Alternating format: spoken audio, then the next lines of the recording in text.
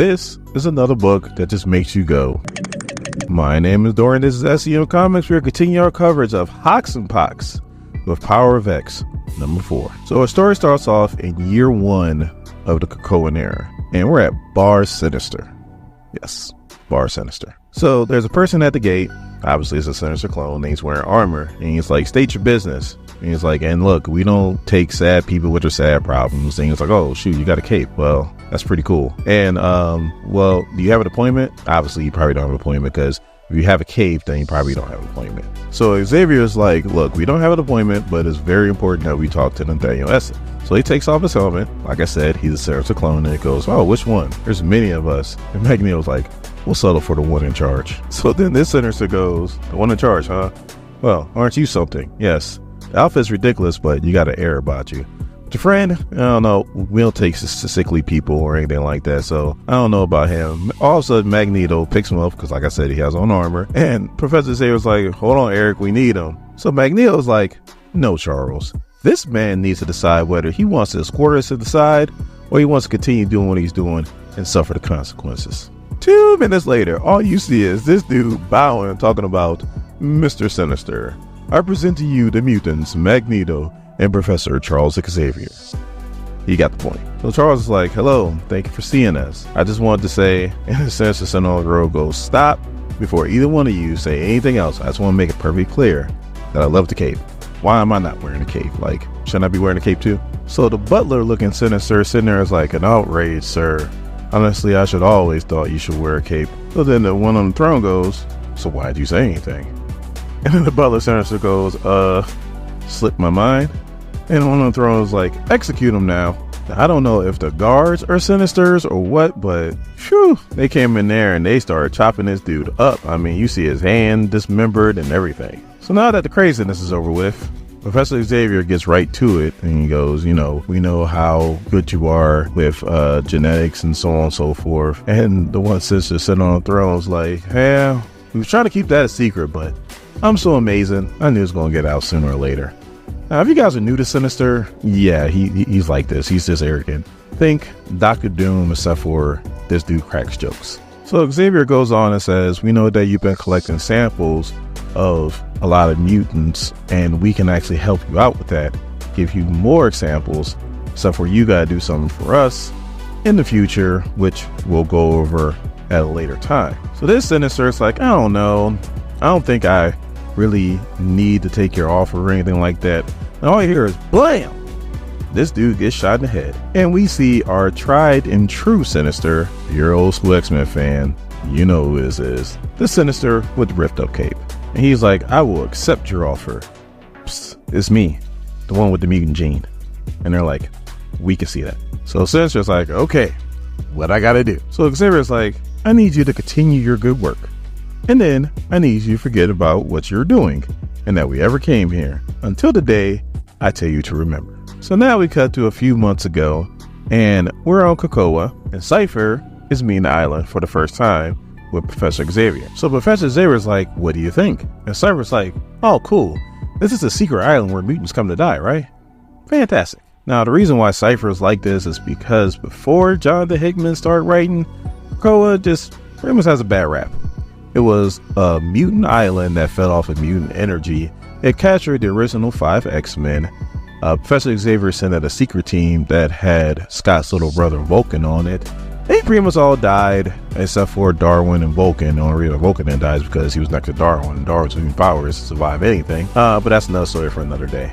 And then they had to bring in a new team, which consists of like Colossus, Wolverine, Storm, Nightcrawler, to actually defeat the island and rescue the original 5 X-Men.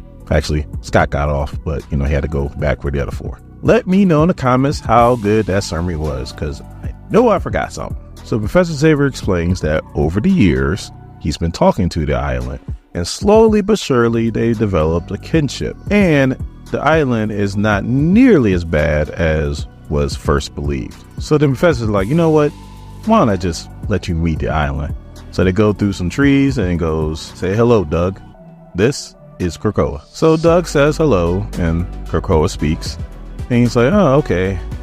Kind of broken. I kind of make sense of some of it. I'm gonna have to talk to it more, and Professor Xavier has been talking to it mentally. So Doug starts to realize that when Professor Xavier talks to Krakoa mentally, it's more kind of like childish, whereas Doug is talking to Krakoa, it's a more grown-up conversation, and he actually gets a pretty good story from Krakoa. So Doug explains how Krakoa used to be one island called Okara, and it was split in half by a demon that was wielding the Ebony Blade. The Twilight Sword is Twilight Sword, not the Ebony Blade, the Twilight Sword. These demons were pretty much going to take over until a warrior in blue showed up, Apocalypse, and battled these demons. The only way to pretty much save the world from these demons was to push Arako, which is the other part of Krakoa, into a dimension his 4 warriors, which are his children, had to stay and fight these demons in that other dimension, in a nutshell. So anyway, Doug is starting to kind of dig what's going on here. Professor Xavier's like, oh, like starting to come around. This is my plan. Professor Xavier gives it to him via telepathy, and Doug goes, wow, that's ambitious. The professor's like, yeah, but I'm pretty sure we could pull it off. How long would it take for you to like build up like an interface with Krakoa? He was like, yeah, a few months, maybe a year. So Professor Xavier throws out a travel bag and is like, all right, good. I'll leave you to your work. So now we cut to 1,000 years into the future. The people that are in charge here in this timeline want to become a part of the Phalanx, who are a Dominion. You see, they want to become a part of the Dominion. They want to become a part of the collective. Only thing is that the Dominion only takes things that are useful, that they deem useful. To become a part of the collective means you have something to offer them that they can use later on down the road. Humans or organic material to the Phalanx normally don't have anything of interest to offer. So typically they just destroy those organic materials. But there are scientists there that are trying to, like I said, trick the Phalanx into letting them ascend. And Nimrod the Greater, who now looks like Nimrod the Lesser, is actually kind of making fun of the librarian, saying, it's foreboding, isn't it, that they want us and not you. In other words, they want the machines, but not the humans. So now we cut back to Krakoa in the present day, I guess you could say, and we have Polaris and Magneto. And Polaris asks Magneto, is there any good in the humans? And Magneto goes on a long-winded answer, pretty much to say that the humans taught us society. We now have a society. So Professor Xavier and Storm come down this long staircase, and then we meet the 5. Tempest, Proteus, Hope, Elixir, and Egg. Even though I like to call them gold balls. I know it's not gold balls anymore, but I still like gold balls. So Magneto is telling Polaris pretty much how this process works. How it starts with Egg. I still like gold balls. That at first I was like, these gold balls are like useless, but he produces a ton of them. Well, come to find out, they're not just gold balls, they're eggs, building material. Then Proteus comes in and does his little reality warping. Then it gets injected with some mutant DNA. That's thanks to Sinister. Then Elixir comes in, does his thing, and then Tempest is there to pretty much speed up the aging process. And Hope is there to increase everybody's power to their maximum level.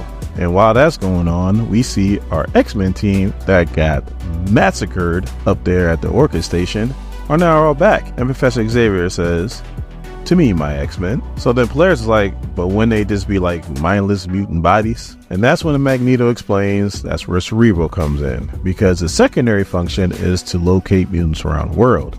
Its primary function is to record the minds of all mutants that it come across. So once the 5 brings you back, Professor Xavier can use Cerebro to pretty much put your memories back into your mind from when it last recorded you. That's going to be important down the road. And the 8 mutants that were brutally massacred, but way too popular to kill off, are now back. So then Professor Xavier goes, even knowing I can bring you back, a part of me dies every time one of you do. So let's not do that again, shall we?